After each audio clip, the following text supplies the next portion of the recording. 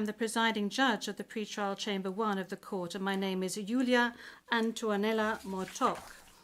Now, I would like to speak to you, Mr. Duterte. I'm speaking French, but you are receiving interpretation of what I'm saying in English. I understand that you are at ease in the English language and that the interview yesterday at the detention centre was conducted in English.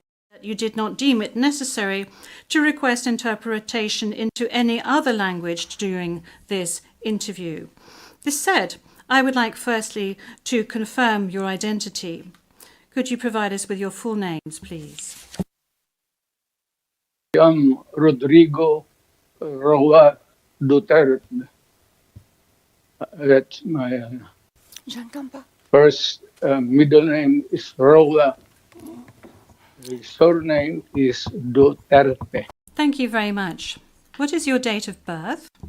Again, ma'am. Can we request that the question be repeated?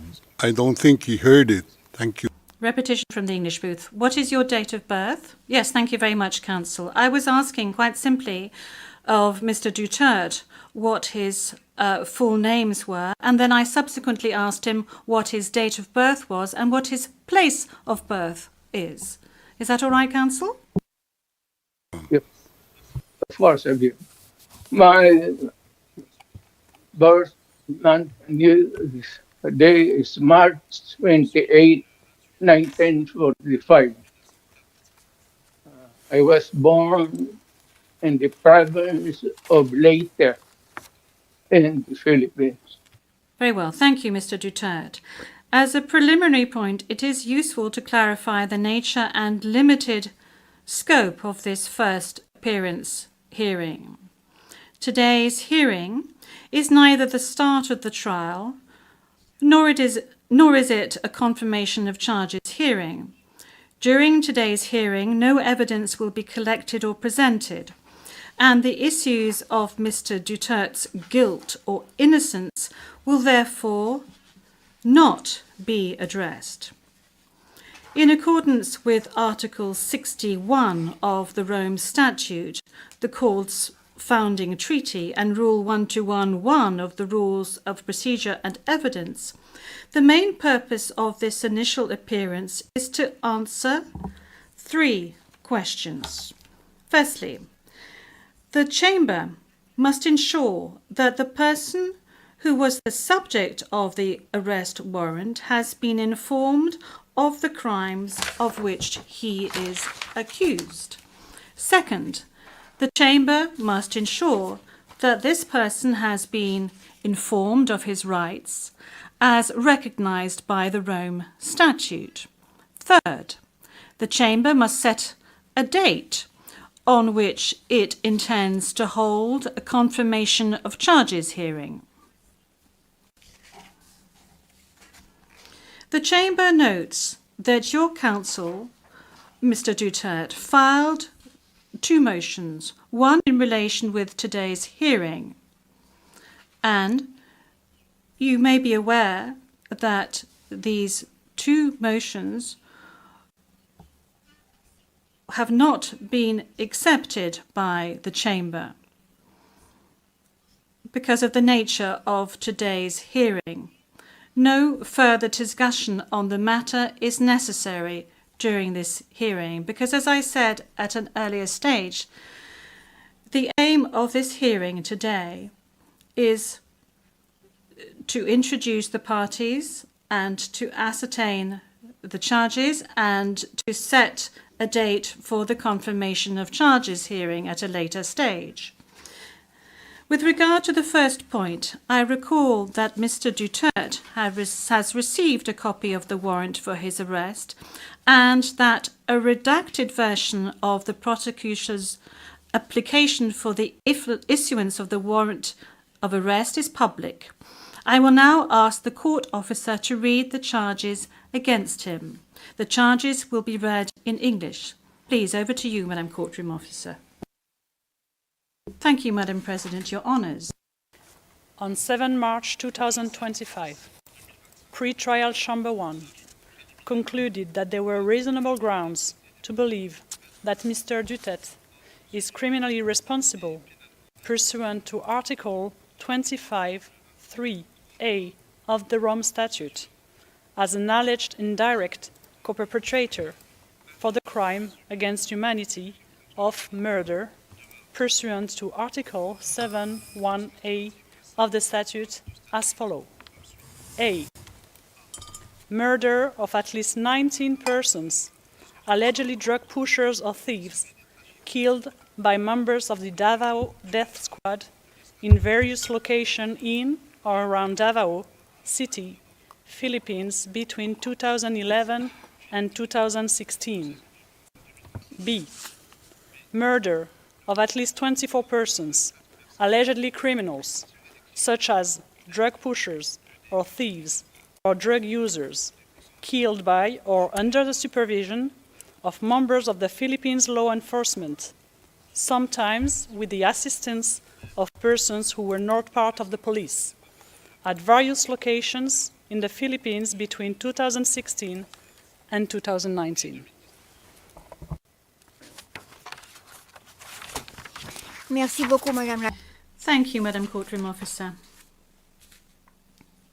Mr. Duterte, I'm not going to ask you to stand up because I know your condition, so I'm going to allow you to remain seated. You have just heard the reading of the charges, which are in accordance with the content of the arrest warrant you received. This means that you have been informed of the crimes of which you are accused. And this concludes the examination of the first point mentioned above. I will now turn to the second point, which concerns your rights as a suspect before this court. I will summarize some of these rights, which are of particular importance at this stage of the proceedings. Those rights are as follows. You can benefit from the assistance free of charge of a competent interpreter and benefit from the necessary translations to meet the requirements of fairness. You have the right to have the time and facilities necessary to prepare your defence and to communicate freely and confidentially with the counsel of your choice. You have the right to remain silent, and you cannot be forced to testify against yourself or to confess guilt. You can also make statements in your defence without taking an oath. In addition to any other disclosure provided for in the statute, the prosecutor must disclose to you, as soon as practicable, evidence in his possession or at his disposal that shows or tends to show your innocence or to mitigate your guilt, or that could undermine the credibility of the evidence against you. At the confirmation of charges hearing, you can contest the charges, challenge the evidence presented by the prosecutor, and present evidence. There will be no trial if the charges are not confirmed or if the proceedings against you are completed. You have the possibility to make an application for interim release pending trial. And finally, Mr. Duterte, you have the right to be informed as soon as possible and in detail of the nature, cause, and content of the charges in the language that you fully understand and speak. Counsel, have you understood? Yes, we're listening, ma'am. We're listening, and before it ends, may we be allowed to present a manifestation on the circumstances behind the delivery of Mr. Duterte in this chamber.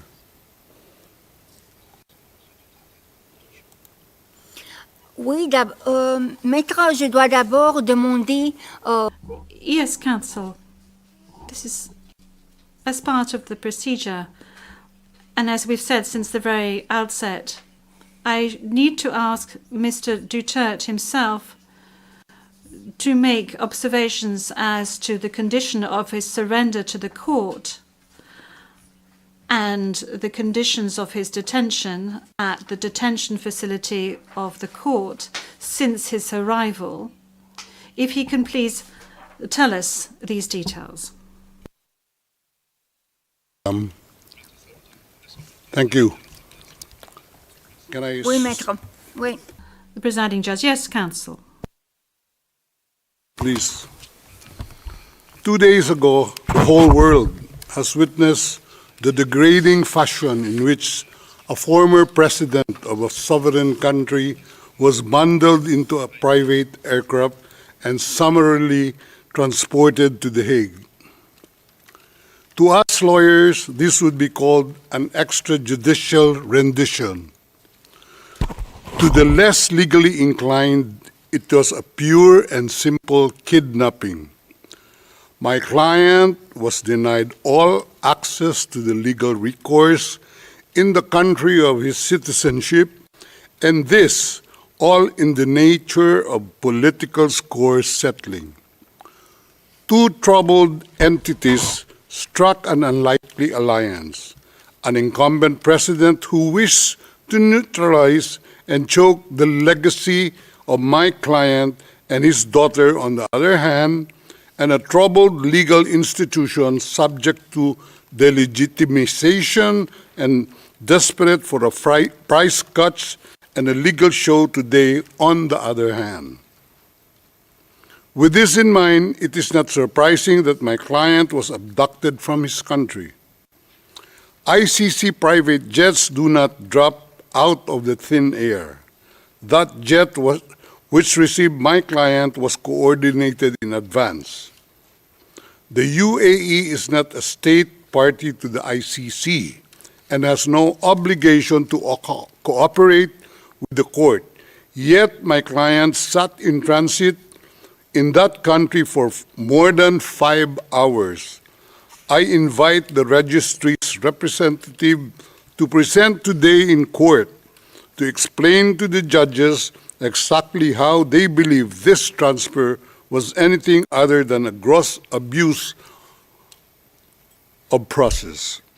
Given the precipitous arrival of my client, an elderly man with debilitating medical issues, hard of hearing and poor of sight, he was taken to a hospital for observation.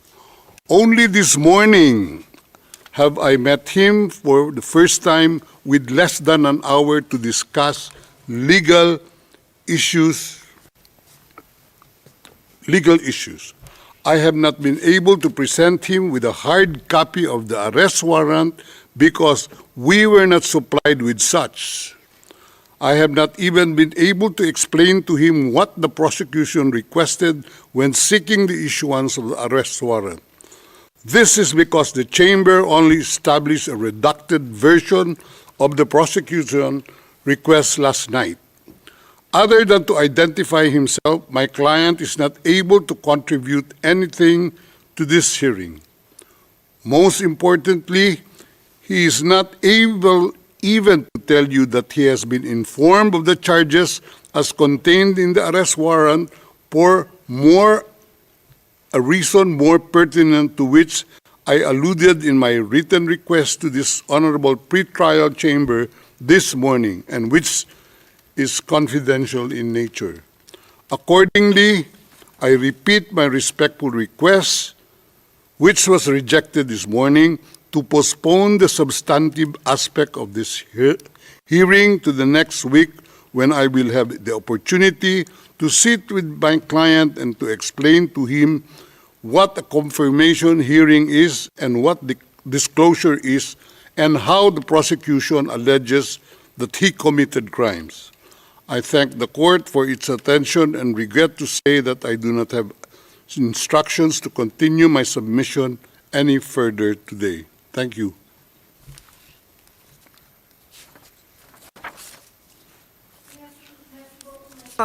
D'abord, concernant Thank you, counsel. Now, with regard to the health issues of Mr. Duterte, I believe that the court has taken specific measures with regard to his health situation, and I note that subsequent to his arrest and when he arrived at the detention center, the court's doctor was of the opinion that you were fully mentally aware and fit, and that you have undergone further checks and tests at the detention facility.